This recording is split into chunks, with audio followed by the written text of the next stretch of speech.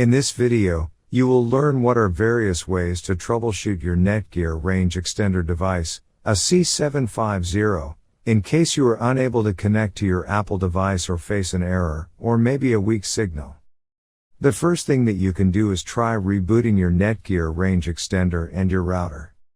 Second, if this does not solve the problem, then try factory resetting your Netgear range extender. Or set up your Netgear range extender again. The third thing that you can do is make sure that you are using the latest firmware version on your Netgear range extender. If you do not know how to update firmware, watch one of our videos on it. In case if you are still facing any issue with your Netgear range extender device, get in touch with our Netgear range extender experts for instant solutions. Thanks for watching our video, and do not forget to like, share and comment on the video, so that you never miss any video from our channel.